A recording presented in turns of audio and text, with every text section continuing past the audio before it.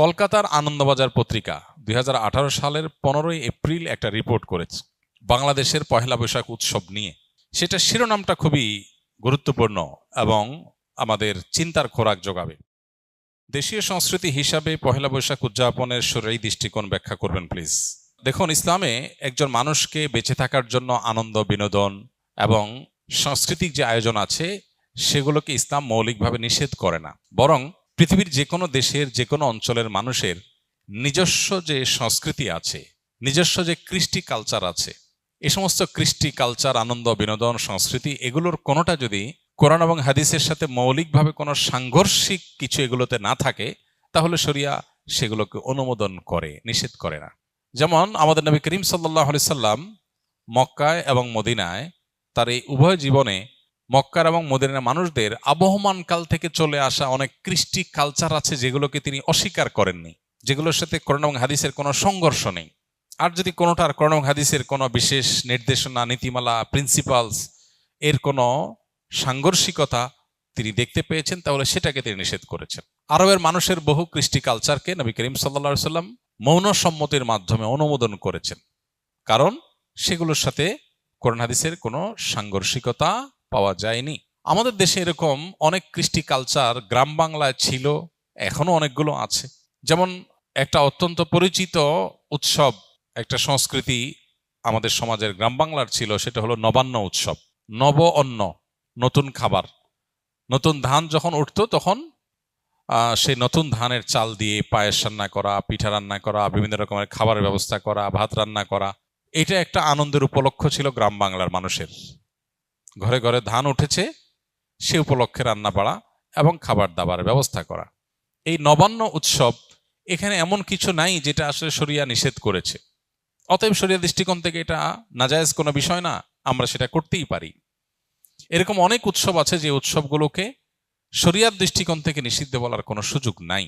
পহেলা বৈশাখের কথা যদি আমরা বলি, তাহলে সেক্ষেত্রে আমরা দেখতে পাই পহেলা বৈশাখ এটা আসলে বাংলাদেশের বা বাঙালি জাতির আবহমান কাল থেকে চলে আসা কোনো কালচার কি না। পহেলা বৈশাখের যে রূপ আমরা দেখতে পাই এখন, এটা তো শুরু হয়েছে 1989 সাল থেকে। ধাপে ধাপে এটা পরিবর্তিত হয়েছে, সেটা আমরা জানি সবাই।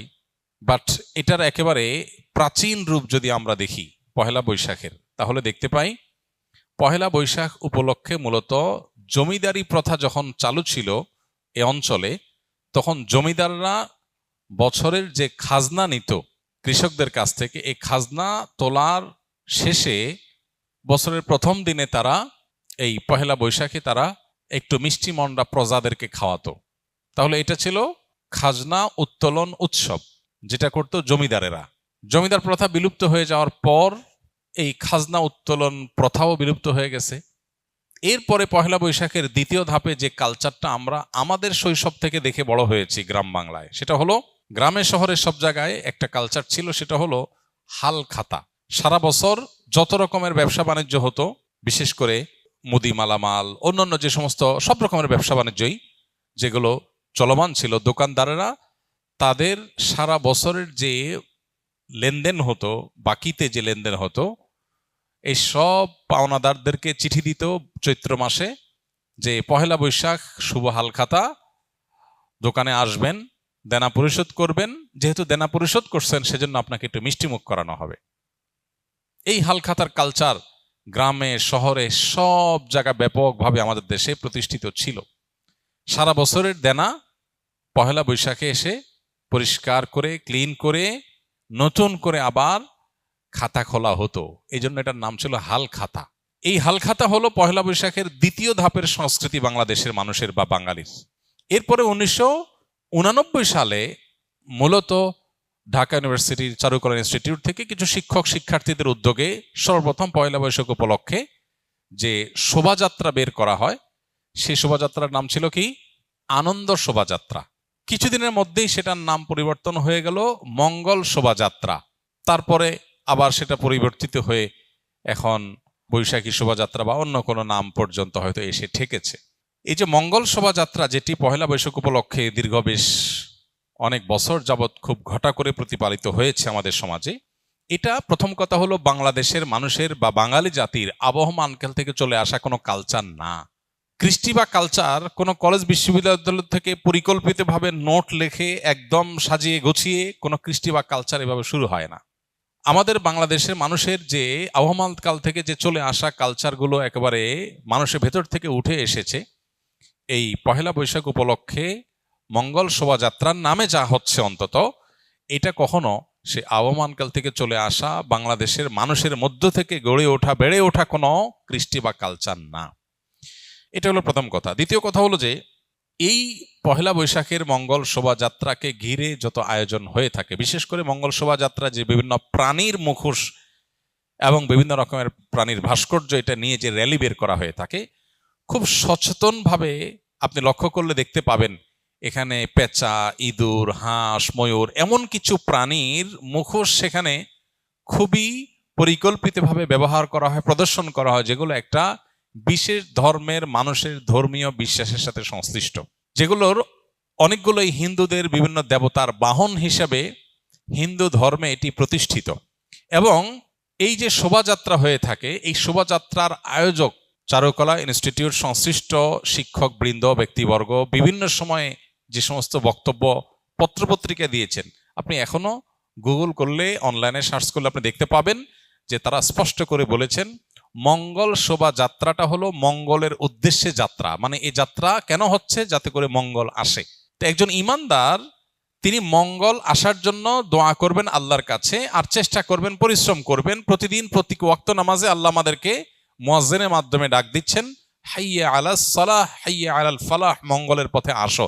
প্রতিদিন 5 বার ডাকা হচ্ছে সালাতে আসার, আল্লাহর কাছ থেকে দোয়া করে প্রার্থনা করে মঙ্গল চাওয়ার নির্দেশ আমাদেরকে দেয়া হচ্ছে। সেখানে এই বিশেষ প্রাণীর মুখোশ এটা ধারণ করার, র্যালিতে নিয়ে বের করার মধ্য দিয়ে মঙ্গল আসতে পারে বা মঙ্গল এভাবে আহ্বান করে মঙ্গল আনা যেতে পারে, এরকম বিশ্বাস করা ইমানের সাথে অসঙ্গতিপূর্ণ। এই বিষয়গুলোকে সামনে রাখলে স্পষ্ট হয় যে এটা আসলে মুসলমানদের উপর চাপিয়ে দেওয়া একটা সংস্কৃতি, যেটা মূলত অনেক ক্ষেত্রে হিন্দু ধর্মের মানুষদের সংস্কৃতি, সেটা মুসলমানদের উপরে চাপিয়ে দেওয়া হচ্ছে।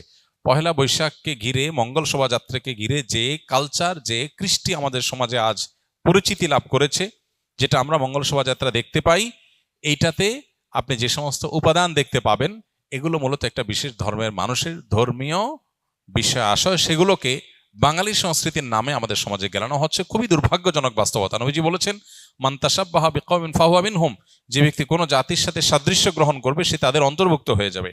এ ব্যাপারে আমি লক্ষ্য করেছি বেশ কয়েক বছর আগে থেকে। গত পরশু দিনও আমি আবারও এ বিষয়ে অনলাইনে সার্চ করে দেখেছি। কলকাতার আনন্দবাজার পত্রিকা 2018 সালের 15 এপ্রিল একটা রিপোর্ট করেছে বাংলাদেশের পহেলা বৈশাখ উৎসব নিয়ে। সেটা শিরোনামটা খুবই গুরুত্বপূর্ণ এবং আমাদের চিন্তার খোরাক যোগাবে। এখনো সেটা অনলাইনে আছে, এখনো আছে। মানে কখন ডিলিট করে ফেলে তারা বা ডিলিট হয়ে যায় আমরা জানি না, তবে এখনো আছে। কলকাতার আনন্দবাজার পত্রিকা ঢাকার এই পহেলা বৈশাখ উপলক্ষে যে আয়োজন, বাঙালি উৎসবের নামে যেটা গেলানো হচ্ছে মুসলমানদেরকে, সেটা সম্পর্কে শিরোনাম করেছে, হেডলাইন করেছে, ঢাকার পয়লা যেন অষ্টমীর এক ডালিয়া। অতএব এরপরও যদি কোনো মানুষ, কোনো মুসলমান যদি বিভ্রান্তিতে থাকেন, তাহলে তাকে আল্লাহর উপর ন্যস্ত করা ছাড়া আর কিচ্ছু করার নেই। আমাদের দায়িত্বশীল ব্যক্তিগণের প্রতি আমাদের উদাত্ত আহ্বান থাকবে, তারা অবশ্যই আমাদের দেশের সংস্কৃতিকে ধারণ করবেন, সেটার প্রচার করবেন, আমরা সেটা ধারণ করব, প্রচার করব। কিন্তু আরোপিত দেশের সংস্কৃতির নামে আরোপিত ভিন্ন ধর্মের বিশ্বাস, চিন্তা, চেতনা, কৃষ্টি, কালচারকে মুসলমানদের মধ্যে গেলাবার চেষ্টা, এটা খুবই দুর্ভাগ্যজনক একটা বিষয়। এটা বন্ধ হওয়া উচিত এবং এটার ব্যাপারে আমাদের সচেতন হওয়া উচিত। আল্লাহ আমাদের সচেতন থাকার